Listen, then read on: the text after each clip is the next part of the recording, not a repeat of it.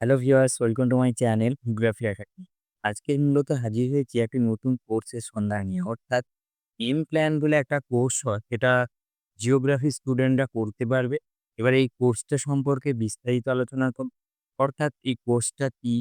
কোর্সটা কোন top college যেগুলো ইন্ডিয়ার মধ্যে রয়েছে সেগুলোতে এই কোর্সটা পড়ানো হয়।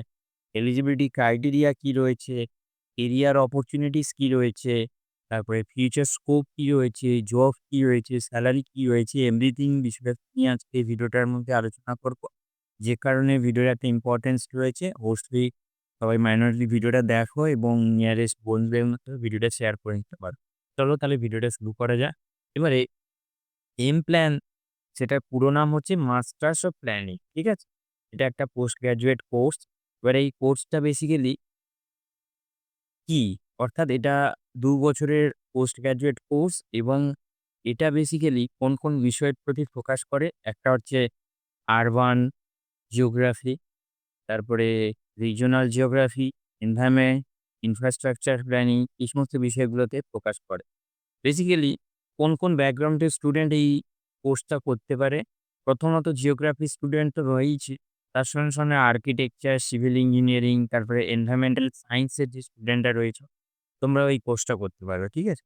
এবারে এই কোর্সটার জন্য বা এই কোর্সটার ভেতরে কি জিনিস করানো হয় বা কোন পেপার রয়েছে? তার মধ্যে প্রথমত আরবান কিংবা রিজিওনাল প্ল্যানিং এর থিওরি পার্ট গুলো তোমাকে এই কোর্সটার মধ্যে পড়ানো হবে।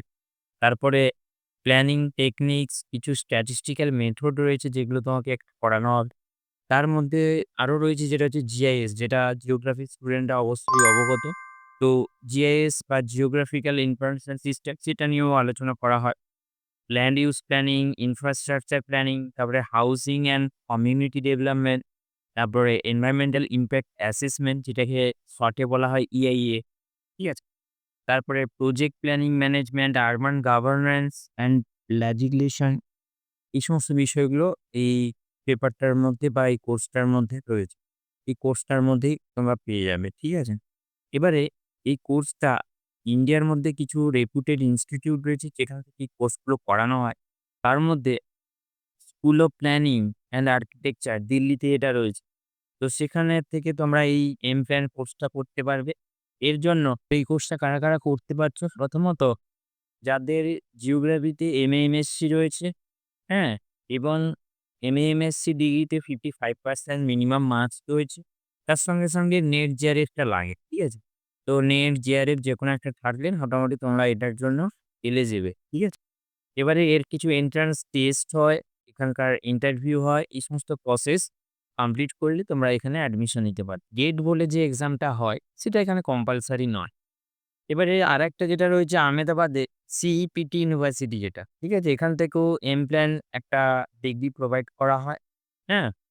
এবারে এটার জন্য কিছু অ্যাপটিটিউড টেস্ট রয়েছে, ইন্টারভিউ রয়েছে। এখানেও গেটটা কম্পালসারি নয় কিংবা এখানে গেট লাগে না। এখানে just MA, MSc geography minimum 55% marks তার সঙ্গে নেট জিআরএফ থাকলে তোমরা এপ্লাই করতে পারবে এই কোর্সটার জন্য। এবারে আইআইটি খড়গপুর থেকেও এই কোর্সটা করানো হয় যেটা হচ্ছে এমটেক সিটি প্ল্যানিং হলে যে কোর্সটার নাম। এটা বেসিক্যালি গেট লাগে, অর্থাৎ যাদের জিওগ্রাফির একটা ইঞ্জিনিয়ারিং সাব ব্রাঞ্চ যেটা রয়েছে সেটা হচ্ছে জিওমেটিক্স ইঞ্জিনিয়ারিং। ঠিক আছে? এটা যাদের জিও ইনফরমেটিক্স কোর্সটা কমপ্লিট থাকে তারা জিওমেটিক্স ইঞ্জিনিয়ারিং এ এপ্লাই করতে পারে। তো এই জিওমেটিক্স ইঞ্জিনিয়ারিং এ যারা গেটে স্কোর করেছে কিংবা র‍্যাংক রয়েছে, তারা খড়গপুর থেকে করতে পারবে MTech in city planning. Calicut রয়েছে এনআইটি কালিকট, যেখানে এম প্ল্যান আরবান প্ল্যানিং এর উপরেই করানো হয়। ঠিক আছে? এখানেও এইরকম কিছু এন্ট্রান্স প্রসেস রয়েছে যেগুলোর সাহায্যে এখানে অ্যাডমিশন নেওয়া হয় এবং মিনিমাম যে qualification MA, MSc in geography তার সঙ্গে নেট জেআরএফ টা লাগে আর মিনিমাম 55% মার্কস তো লাগছে।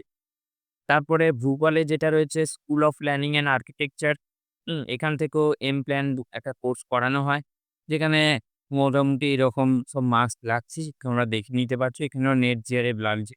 হুম? তারপরে আরো একটা যেটা রয়েছে school of planning and architecture যেটা বিজয়ওয়াড়াতে অবস্থিত। এখানেও এম প্ল্যান কোর্স করানো হয়। যেখানে আরবান, রিজিওনাল, এনভায়রনমেন্টাল, ট্রান্সপোর্ট এই সমস্ত বিষয়গুলোর উপরে বেশি ফোকাস করা হয়। ঠিক আছে? এখানকারও মোটামুটি এন্ট্রান্স টেস্ট হয় এবং গেটের একটা স্কোর লাগে। ঠিক আছে? তো সব মিলিয়ে মোটামুটি এখানেও জিওগ্রাফি স্টুডেন্টরা এপ্লাই করতে পারো। আরেকটা রয়েছে আইআইটি রুড়কি। আইআইটি রুড়কি থেকেও এন্ট্রান্স কোর্স করানো হয়।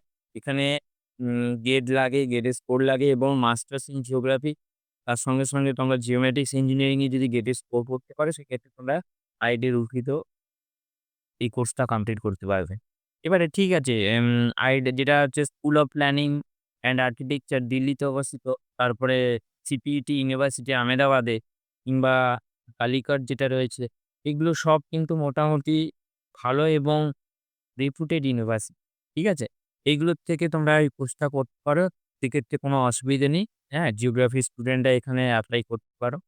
তার সঙ্গে তোমাদের যেটা লাগছে মিনিমাম এমএমএসসি ডিগ্রিটা লাগছে। জিআরএফ নেট যদি থাকে সেক্ষেত্রে তো খুব ভালো। আর আ কিছু আমি এই যে কোর্সটা তোমরা যদি কমপ্লিট করো সেক্ষেত্রে কি জব অপরচুনিটি রয়েছে সেটা নিয়ে একটু আমি বলে দিচ্ছি। এই স্লাইডে তোমরা দেখতে পাচ্ছ অ্যাজ এ আরবান প্ল্যানার হিসেবে তুমি কাজ করতে পারবে। হ্যাঁ? যেখানে বেসিক্যালি স্টার্টিং সেলারি থাকে ৩০,০০০ থেকে ৬০,০০০। তারপরে মিড লেভেলের কিছু সেলারি যেটা ইনক্রিজ হয় ৭০ থেকে ১.২ লাখ এবং সিনিয়র যারা থাকে তাদের সেলারি ১.৫ থেকে ২ লাখ পর্যন্ত যেতে পারে। এবারে তার সঙ্গে আরো কিছু পোস্ট রয়েছে regional planner, environmental planner, transport planner, housing and community planner, GIS and remote sensing specialist. হ্যাঁ? এইসব পোস্টগুলোতে তোমরা এপ্লাই করতে পারবে এবং এগুলোতে তোমরা জব করতে পারবে এবং যে সমস্ত সেক্টরগুলোতে জব এখানে প্রোভাইড করা হয় সেগুলো এখানে আমি লিস্ট আপ করে দিয়েছি। তো এই সমস্ত জিনিসগুলো একটু দেখে আসবে। তার সঙ্গে তোমাদের যেটা মাথায় রাখতে হবে অবশ্যই আ জিওগ্রাফি স্টুডেন্টরা এপ্লাই করতে পারছে কিংবা এই সমস্ত জব যদি করতে চাও সেক্ষেত্রে তোমাকে মিনিমাম যে এম প্ল্যান যে কোর্সটা এটা ভালোভাবে করতে হবে এবং এই কোর্সে যে সমস্ত সিলেবাস গুলো পড়ানো হয় সেগুলো তোমাকে ভালোভাবে শিখতে হবে। এগুলো সব টেকনিক্যাল ফিল্ডের কাজ মানে তোমাকে টেকনিক্যালি না অ্যাসাইন হলে এই সমস্ত কাজগুলো তোমার ক্ষেত্রে করা সম্ভব হবে না। ঠিক আছে? সেক্ষেত্রে জিওগ্রাফি স্টুডেন্টদের ক্ষেত্রেও এতগুলো অপরচুনিটিস রয়েছে, এতগুলো স্কোপ রয়েছে, যেগুলো তোমরা অবশ্যই এপ্লাই করতে পারো এবং এই সমস্ত কোর্সগুলো কমপ্লিট করতে পারো এই সমস্ত ইউনিভার্সিটি গুলো থেকে এবং এই সমস্ত জব যেগুলো এভেইলেবল রয়েছে এগুলো সমস্ত জবগুলোতে তোমরা এপ্লাই করে জবগুলো করতে পারবে। ঠিক আছে? তো আজকের ভিডিওটা বেসিক্যালি এম-প্ল্যান কোর্সটা নিয়ে এবং আ এম-প্ল্যান কোর্স কমপ্লিট করার পরে কি জব রয়েছে এবং এম-প্ল্যান কোর্স যেটা রয়েছে সেটার জন্য তোমরা কোন জায়গাতে এপ্লাই করতে পারো সেই নিয়ে একটা ছোটখাটো একটা ভিডিও বানালাম। সবাই খুব ভালো থেকো এবং সুস্থ থেকো। আজকের ভিডিওটা এই পর্যন্ত।